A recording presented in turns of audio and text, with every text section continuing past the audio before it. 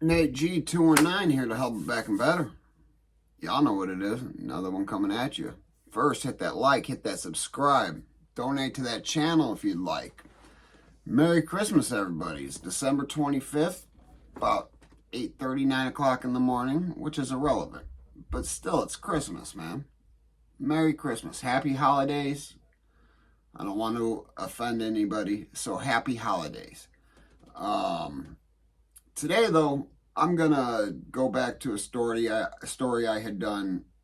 It was one of my first ones, and I was very uncomfortable talking to the camera, phone, whatever you call it. It's a phone with a camera on it, but I'm talking to it, and I've gotten a lot more comfortable talking to it. So I'm going to retell a story that I had told, and it's about the simplicity of being tricked or being fooled by somebody in prison. Somebody with bad paperwork at that. And when during the summer of 2015, I was in B Cell House in Indiana State Prison, maximum security. I was in general population at this point, and in walks a guy, seemed rather friendly, hey, my name's Lee. He called himself Lee, which is his middle name. And his name's actually Jason Lee Caldwell. And in 2008, July 18th,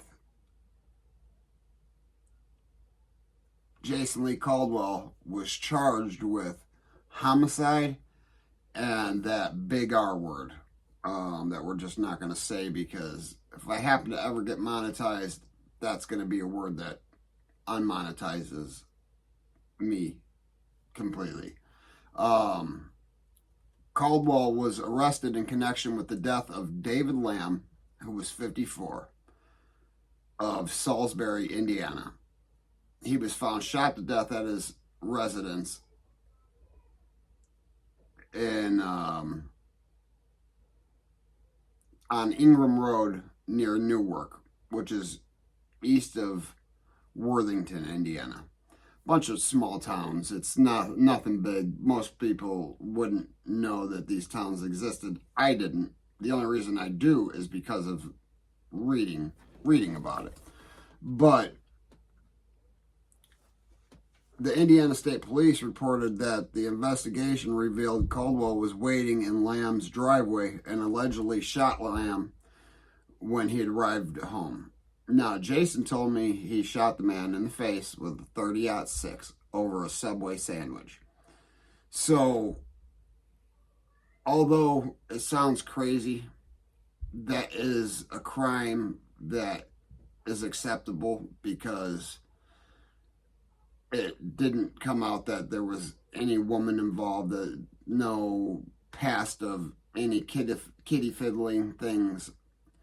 Well, Jason and I had talked quite a bit. He was about 6 or 7 cells down from me, and he had just came in on a fresh 111-year sentence, and he has to serve 85% of that. So had he been a month earlier, it would have been 55 and a half years he would have had to have served.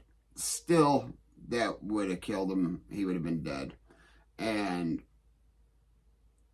things came out after I had left, though. I didn't know that he was in there for what he was in there for.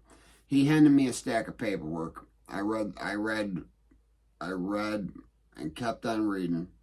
Nothing in there did it say a woman was even involved, let alone harmed. Jason had the woman tied up in her room, and for days was doing the unthinkable to this poor woman who had just become a widow and then became even further into the victim. I couldn't imagine what could go through a man's head to even want to do that. Now, as you see in the mugshot or in the picture, he's not a very attractive man. He's a meth addict. He's a bum. But I got in doing some research, which I'm going to read back. His criminal history started way back in 96 with just a simple possession of weed. But let's see. I'm reading his IDOC, Indiana Department of Corrections, convictions. So on January 22nd, he was convicted of theft or receiving stolen property, which he was sentenced to 2 years for, meaning he only had to serve 1. Everything's under the old law except for the sentence he's currently serving. Excuse me. All right, he was sentenced on March 10th of 2005 to burglary. He was sentenced to 6 years. Again, having to serve 3 of it.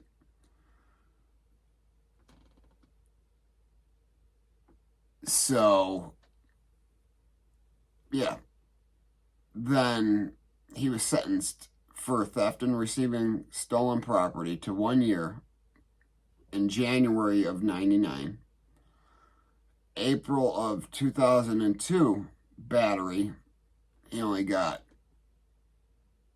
9 months for that. He only served a few months, 120 some odd days. April 2003, burglary, sentenced to 6 years.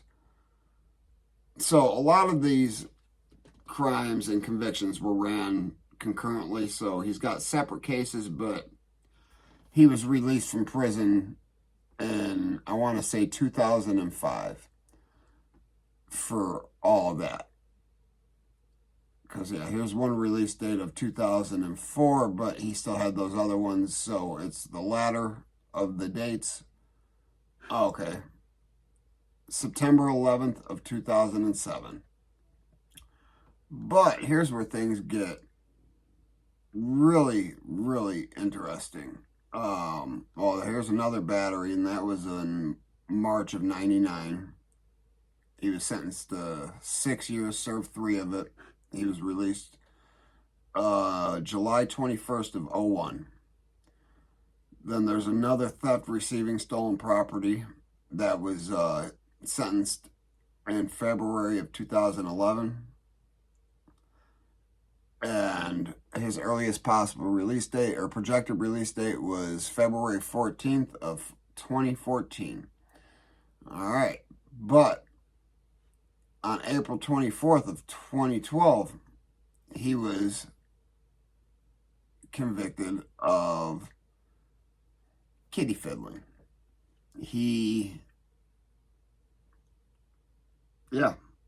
With a child under the age of 14 years old. So, none of this was in his paperwork when he'd showed me this. Like, I'm not going to hang out with somebody that I don't know what they're in there for, because I'm just not going to, because where I was,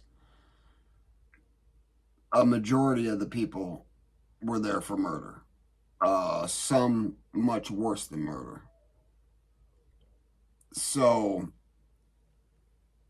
December 17th of 2014, which was about 6 months after he caught the big case, he was convicted of murder, sentenced to 73 years. Along with that, the big R word, he got sentenced to 37 years, 11 months, and 29 days. So 38 years.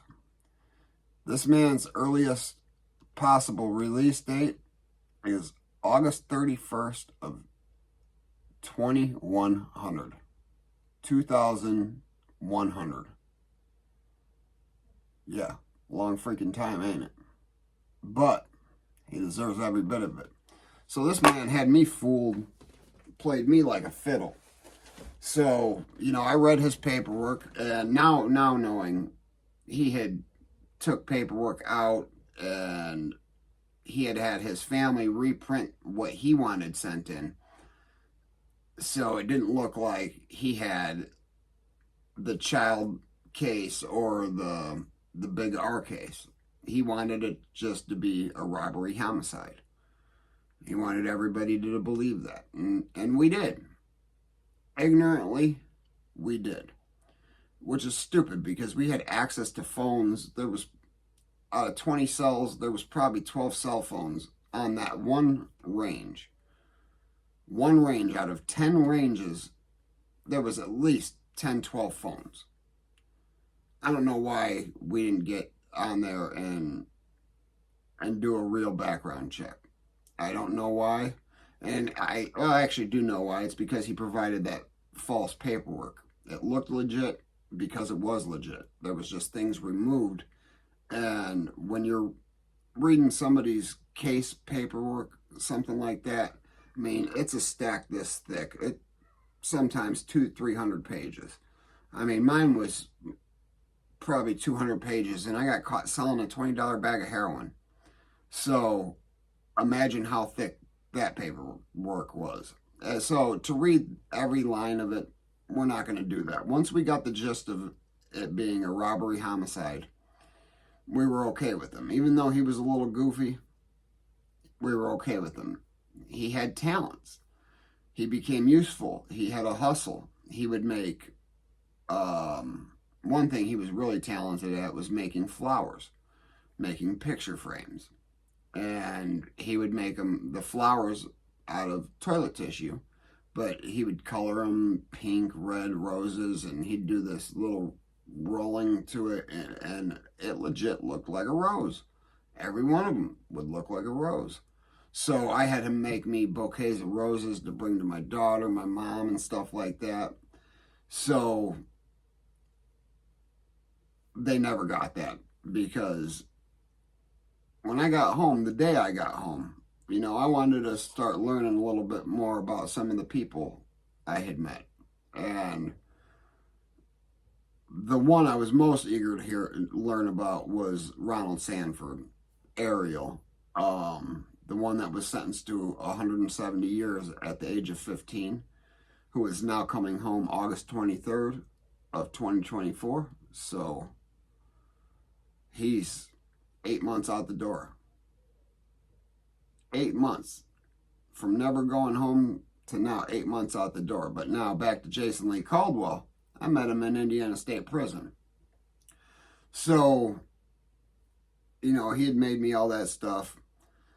I had gotten home and found out his history. I took all the roses, and I was sickened because he had seen pictures of my family and stuff like that. I mean, I never let him take a picture in the cell or anything like that.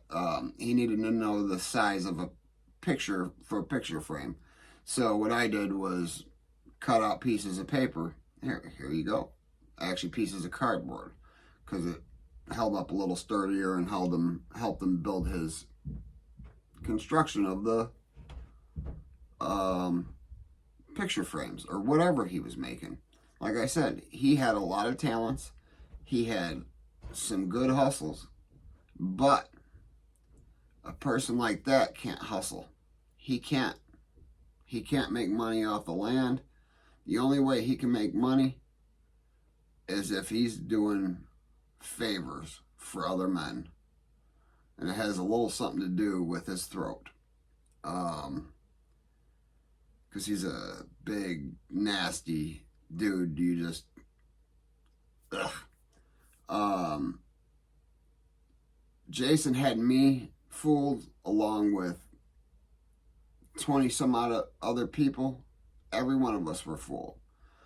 So about a month after I come home, I get a call from prison. My buddy Chuck. Chuck just calling to say, hey, what's up? And like, I was next to him, and when I was in segregation in D-cell house, administrative segregation, and he had just gotten to population probably a week after I had left. He went to B-cell house. So he called me and I exposed this piece of crap. I let him know what he was in there for and what he had done. Now Chuck, he had already he'd been this was his second prison bit.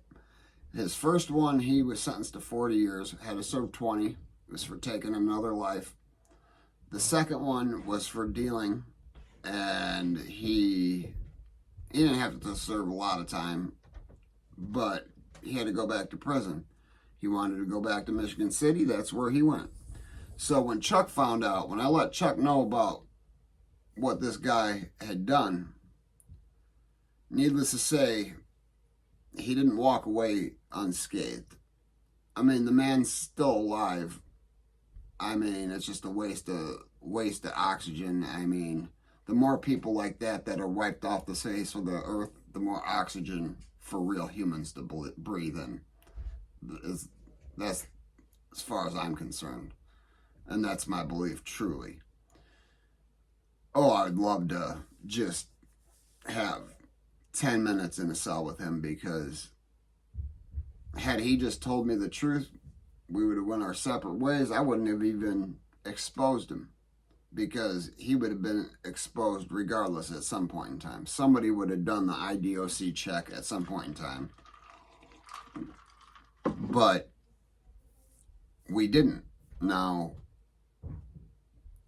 I regret not having Montana or anybody do it, but had it been done, he would have been probably airlifted out of there. At that point in time, people were getting stabbed up quite a bit. They were getting poked, people getting killed, and people also getting that hard R done to them, especially if they had a case that involved a child, or they did something like that to a woman. He had both. Now, there was another individual a few cells down from me that was in there for some pretty heinous things. And a few dudes went into the cell, held him down, and took his manhood with a dick that has HIV. I mean, he was violated with a AIDS schlong. So Jason was almost violated with the AIDS schlong too. A few days prior to the one guy getting it, the same dude knocked on Jason's cell door, and asked him if he wanted oral sex. And Jason declined. I wish he hadn't, because he'd be doing this 111 years with the bug, and he deserves every bit of that. But I wanted to get that story back out there, retell that story, guys. You can get tricked by anybody, and when you're in prison, you never know what that next man has done. I don't care what they tell you. You can read their paperwork. They could have fictitious, false paperwork, just like Jason Lee Caldwell did. Now, Jason is no longer in Indiana State Prison. He's in Pendleton Correctional Facility, which is one of the other maximum security prisons in Indiana. We've got 3: Indiana State Prison, Pendleton Correctional Facility, and Wabash. But there's another prison being built that's going to be a maximum security prison. It's going to have medium, maximum. It's going to have everything there. And here soon, I'm also going to be getting some pictures, because I'm going to be doing a better story about Corey. But I want to show you some of the places he's been, things like that. Things that definitely are important, because, you know, he did that 20 years and now he's a cop. But back to Jason, man. Don't get tricked. Don't get fooled, man. If somebody looks weird in prison, chances are they've done some weird stuff, because I never once met a normal looking pedo. I've never once met one. They've got it written all over their faces. Now, there are guys that look like that are not that. and would butcher somebody like this. Seen it happen firsthand. Wish I'd have seen that happen firsthand. But hey, never forget life's choices, guys. You might end up in prison with a cellmate named Jason Lee Caldwell just looking to do something to your booty. But hey, hit that like, hit that subscribe. Get these subscribers up there. I'm up to 506 now. Like 12 over this last few days. Donate to that channel if you would like to support. It would be much appreciated. Trying to get the studio better equipment, and better chance to visit people inside the institutions and do interviews with them and stuff like that. I just got to have the correct funding to do so. It all costs money that I just don't have. So, you know, if they ain't hating it, you ain't making it.